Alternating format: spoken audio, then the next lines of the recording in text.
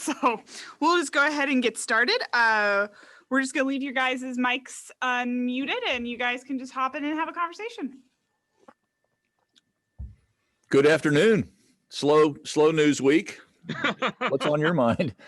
Maybe slow news hour, but you may know more than I do, by the way. But what's on your mind? So, Governor, let me ask you, how are you? Let me just ask you a weird question. How are you doing right now, just with COVID, with the legislature, with what we saw in Washington D.C.? How's your mental state? Are you concerned that there are more doctors around me than I really need? I'm doing fine. Thank you, first and foremost, for asking. Someone, I'm reminded, I shared this earlier today. Well, one of these quotes, but there was someone who asked me from out of state, and they were talking about governors that all looked like we'd gone to hell and back. And I said, well, the good news is you think we're back. And that was during COVID. I mean, that was, a month ago. It was Abraham Lincoln who said, and I'll paraphrase once, that he was told he was on the road to hell. He just didn't realize it was 1 mile down the road and there was a dome on it. And when I think about the hellish scene that I saw yesterday,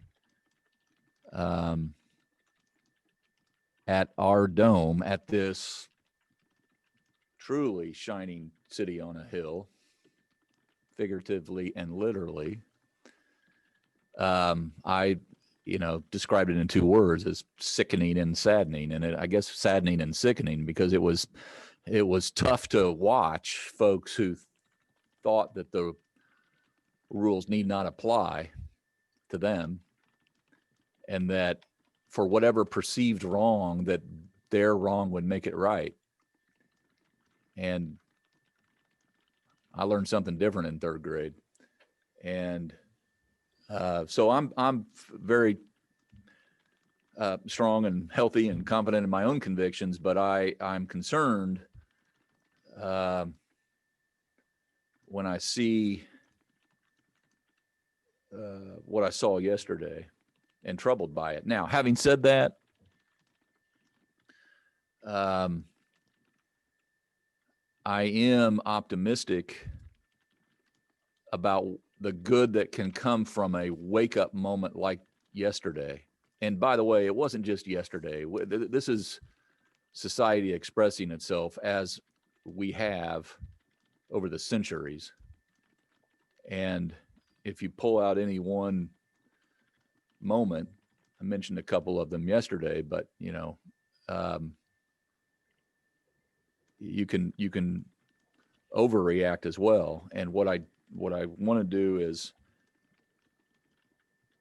serve as an example in the state of Indiana, inside our borders, and present Exhibit B. If you think Exhibit A gets you to your end, we have Exhibit B, which is all about practicing what we preach, following the rule of law, accepting the facts and truth,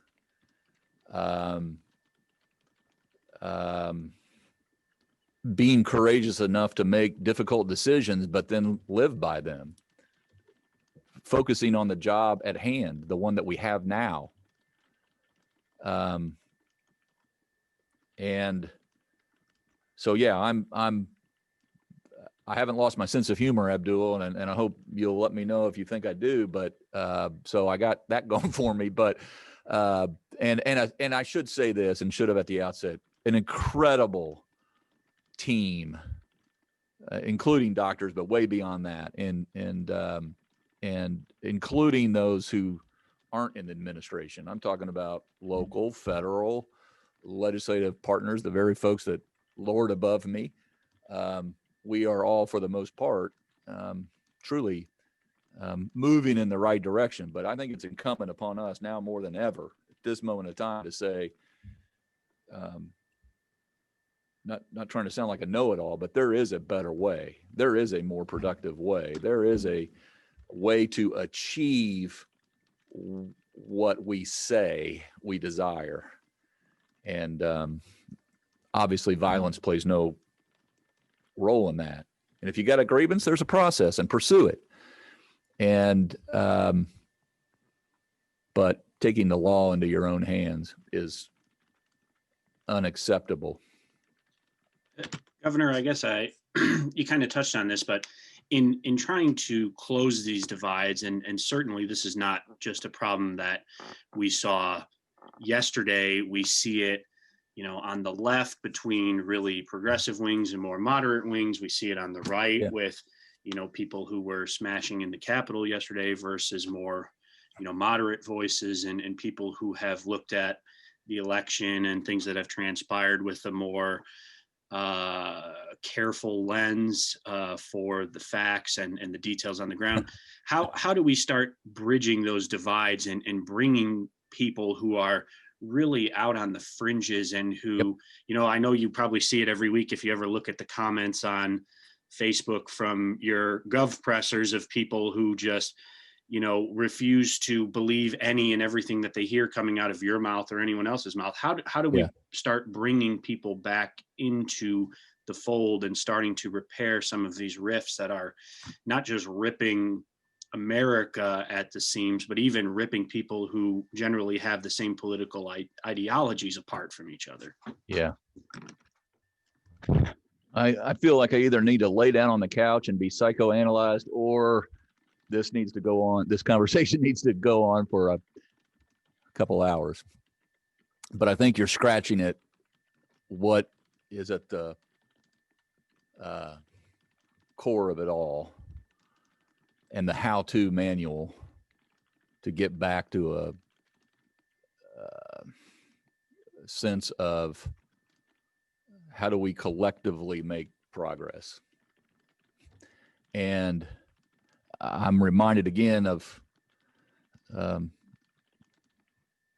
picked up a book in Abdul's home state down at the Lincoln Library, and it was a book about yay thick. This is years ago. And it was a book about yay thick, and it was, every page was, and I'm not picking on you in the media, but every page was a different publication that was criticizing Abraham Lincoln in the most condescending terms imaginable. And it was almost like, to anybody that ever considered serving in public service or elective office, if they read that book, they'd go, I don't know about this. And what I worry about also with seeing what happened yesterday was the number of good people that will be turned off by wanting to serve, not be elected, but actually serve. And again, I think it provides an opportunity for the right way for people not just to speak up. It can't just stop there for anyone, whether you're on a fringe or in the middle or a moderate or a liberal or a progressive. I mean, it can't stop with the words. It has to follow through. And for me, what I think goes a long way are solutions that actually matter to people. And I understand, as frustrating as it might be for me, as arrogant as it is for me to think that I can get through to 100% of the population or be persuasive or convince them. Some are not going. To your point, I don't read the comments because I realize that there are some who just won't accept the facts. And if I ever traffic or pass on things that aren't factual, I need to be called onto the carpet. But I don't blame others. What I try to do is present the facts and then present an agenda, mine, that I'm of ownership of. Don't blame storm, don't project. I try to be an example and lay out an agenda that leads to a better way. And if we achieve that or realize that, I think that goes a long way to addressing folks who don't feel connected or part of this enterprise or included or have access, let alone awareness, to what's available to help them. So I think the record does go a long way. I don't want to sound like that's some part of some campaign. It's really, it should be our charge, and we need to be held accountable. And you see that reflected in people's moods and attitudes toward those in elective office. And if you're asking me, which you did. And so I think it's even puts more pressure on those in office, whether it's local, federal, state, to actually deliver on results and not just talk about whether you're on a fringe, fine, or in the middle, good by me. But are your policies actually leading to a result that you claim is possible? And here in Indiana, I think we have plenty of examples. We have our work cut out for us. We have lots to work on, and I can give you a long list of things we have to work on. But we also have a lot of examples that we can point to say, you know what, we actually do believe in paying down debt. We actually do believe in living within our means. We actually do believe in the rule of law or states' rights, or insert your example. And that's what I think that I can control. I can't control what some people hear or believe, but I can supply them with the facts as I'm made aware. Speaking of accountability, Governor, what is the role and responsibility of Republican leadership who failed to refute these growing conspiracy theories, from you yourself to Senator Braun, who was announcing plans to decertify the vote, and to President Trump? What is the role and responsibility of Republican leadership following yesterday? Well, I think it's more about accountability, as much about accountability than responsibility.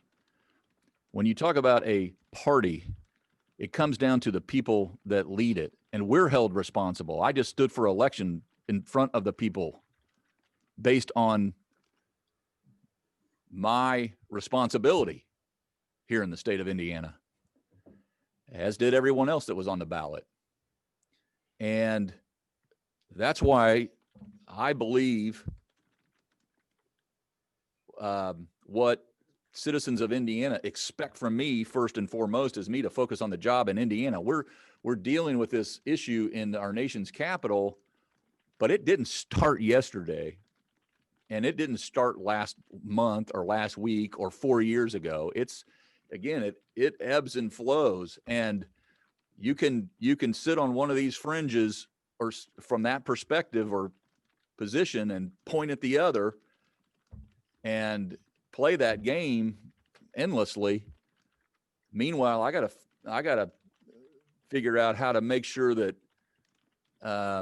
we're doing all we can to get through a global pandemic and make sure folks have the skill sets to fill the jobs that are coming to the state of Indiana, and what I'm responsible for. So that responsibility is first and foremost what I was elected to do. If you're asking what's the responsibility to wade into all the conversations that are happening all over the country, and we get those comments and requests to comment on everything that happens every single day, that would be an endless task and chore. And so my responsibility is first and foremost here in the state of Indiana.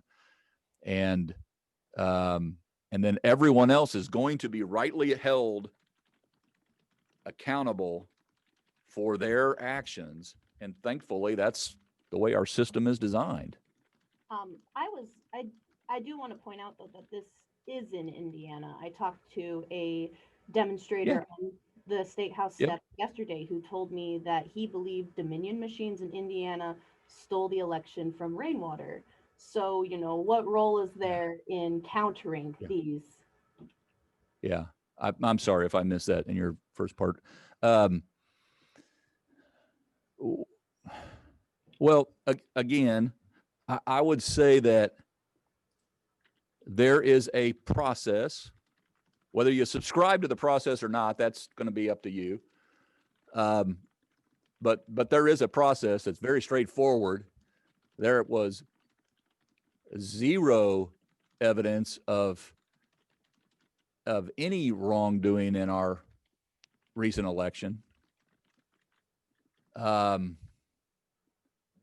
And for those, again, for those who have a grievance or take issue with the result in another state, whether they're from Indiana or Missouri or Texas or Hawaii, wherever they're from, that's on them to follow up within the process. And if they take issue over the last 10 days or 2 weeks or 2 months or 4 years with part of the process, fine. They should, according to their convictions, follow up on that.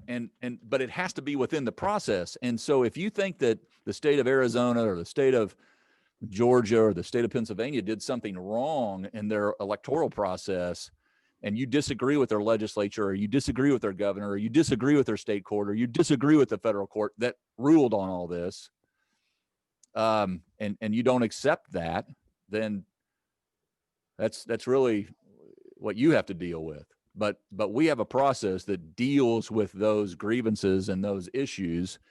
And so it will be interesting to me, I'll say this, it will be interesting to me for those who expressed concern in those states, if again, they follow up on those going forward. If they believe something happened that was wrong in the past, enough to stand up and challenge, which they have every right to do, no one's trying to take that right away from them, then let's see if they follow up on, okay, so what is it that you're suggesting that we saw that the legislature, the governor, the election commission, the state court, and the federal court didn't? And we'll see who's going to bird dog that going forward, or if it was just about getting attention at this time. Governor, question for you about switching to policy a little bit. Our unemployment, using CARES Act money to shore up our unemployment insurance fund. The federal government just extended the stimulus dollars to $300 a week. Where are we with our insurance? I'm still hearing from some people who say they haven't gotten anything. There were issues still with the computer, the software. Where are we with our unemployment insurance? Well, to put this in perspective, and I just looked at this, so it's fresh on my mind. Since March 8th of last year, DWD has paid over 770,000 unemployment benefits. So just kind of start there. That's over $6 billion allocated, processed. At the very same time, we must guard against fraud. It's not an excuse for delay, but we got to do our work at dealing with the scale of inquiries and the changes that have been made by the federal government of the way it used to be and the way the system was designed, and then changed on a dime going forward. Now we've got a whole new allocation funding, which is appreciated. That we are seeking guidance from our federal partners before we can allocate those dollars. So it's two questions. It's a long-winded way of saying there's the backlog that we have to verify who you are and are you eligible. And if you're not, you're not. And some people may say, well, I should be. That's a different requirement issue. And then there's the new allocation that we are in the position where some citizens are saying, when, and we have to get confirmation and guidance before we can start processing that. But we're not holding up. I mean, when you think the reason I gave you those figures, since March 8th and 773,000 is what it is, and 6 billion is, it's moving forward and we're processing. But what we have to do is make sure what we do process is legal and folks are eligible. Quickie for you here, Governor Holcomb. Since yesterday, there have been some calls, even from some Republicans on Capitol Hill, that maybe President Trump shouldn't see out the rest of his term, even though it's less than 2 weeks at this point. Your opinion, do you think Trump should finish out his term or should he be removed? Again, my opinion doesn't matter. Doesn't mean anything. It's not my job. I don't have a vote in it. Having said that, we're, as you allude to, 13 days away from what everyone has acknowledged will be a transfer of power. And as I have in the last 4 years and will in the next 4, we'll look forward to working with everyone and anyone that wants to help Indiana get better and stronger. And that's what matters to me. Another policy question, speaking specifically of nursing home oversight and reform, I haven't really seen any bills in the legislature that would deal with improving the care and quality of care at nursing homes or how we spend those Medicaid dollars. Is that still something that you're prioritizing? Oh, yes. And I should say, not just this session. I mean, our folks and leaders at FSSA and beyond have been working on this for a couple of years under the framework that the legislature has put forward as well. So there's some constraints there. But we will absolutely continue working on, including during this session. And what I've shared, to date in my agenda has to do with the Medicaid population, making sure that they too, in fact, have the option and opportunity to receive the type of care when and where they desire, and making sure that that scenario is based on quality and outcomes. And so, yeah, that's not just part of my agenda and what we'll continue to work on with our partners upstairs and throughout the administration, but it's a priority. And I think we'll make some progress over the next year, 4 months and next year and beyond. Governor, speaking of beyond, obviously with the new administration coming in 14 days, some change, Indiana is probably going to lose a lot of clout. The vice president, former governor, longtime Hoosier, Seema Verma at CMS, other Hoosiers sort of placed strategically in the federal government. Any worry or concern that Indiana, I know, may not necessarily, I won't say get as much as it used to in the past, but maybe not get the hearing or maybe the voice that it had with the Biden administration as it did with the Trump-Pence administration? I'd like to think that any administration would look to Indiana as examples of how to get things done. And just like I said, over the last 4 years and over the next 4, and by the way, Abdul, I was in this building and worked for a guy who first term was with governor while a president was with one party, and then second term with another party, and didn't slow us down one beat.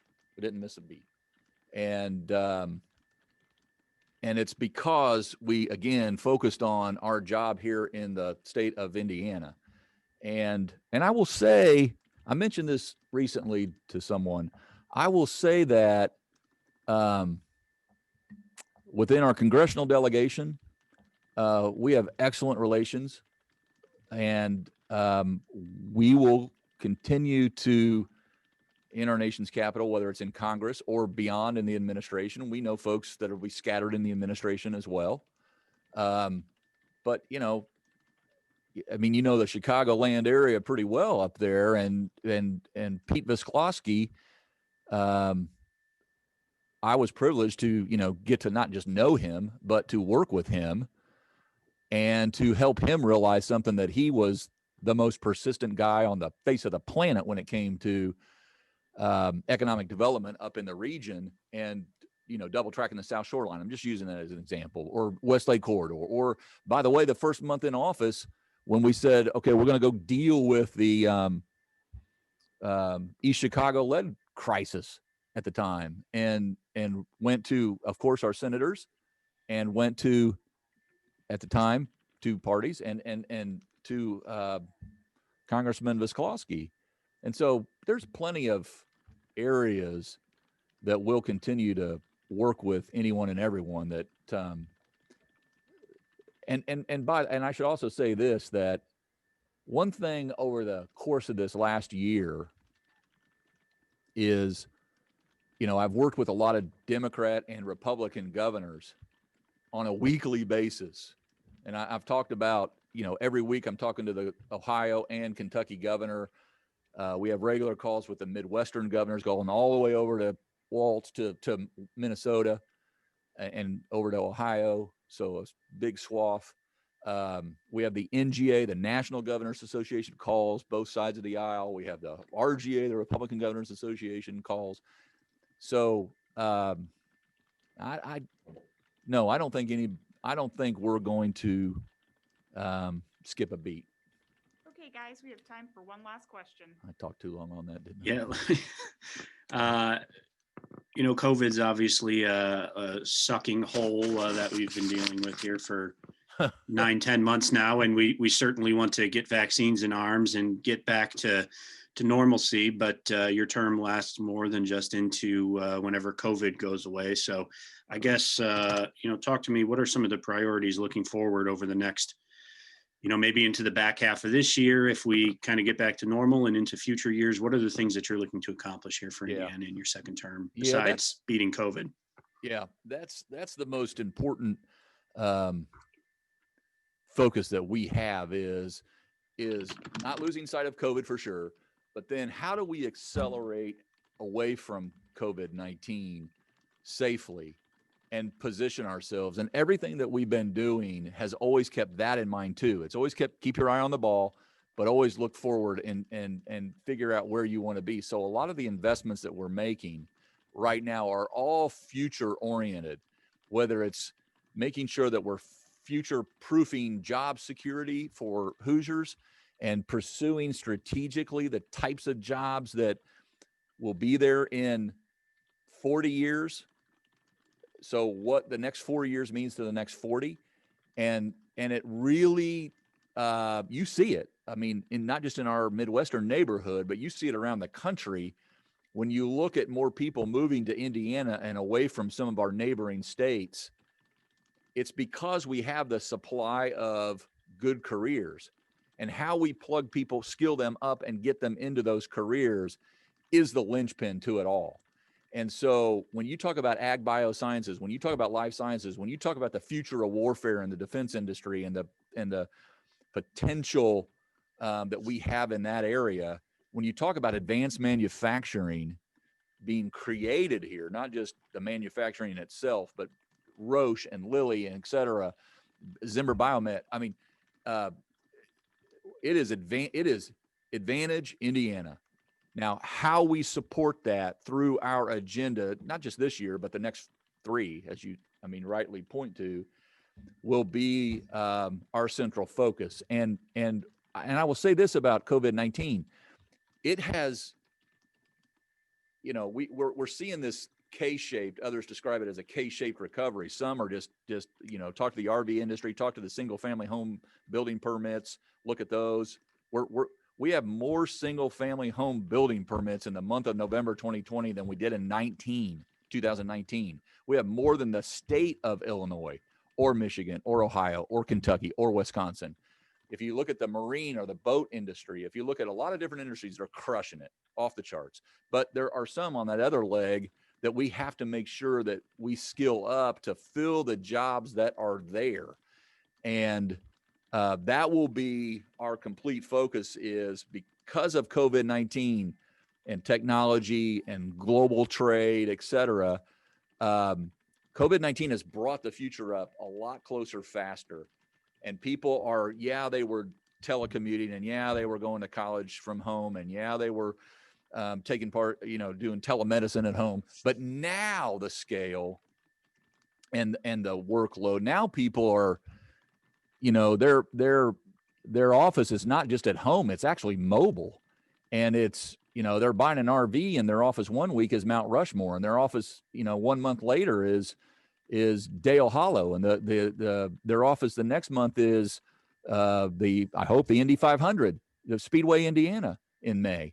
And the next month is, and so you're seeing this migration, and you're seeing patterns and trends change. And we have to be not just smart enough, but willing to invest in broadband internet that expands our field, and completing projects like the double track in the South Shore for commuting. And so that's our central focus is, that's our vision, and how do we realize our vision so that in 40 years, what we did here in the last 4-8, we can not just be proud of, but it makes a marketable difference.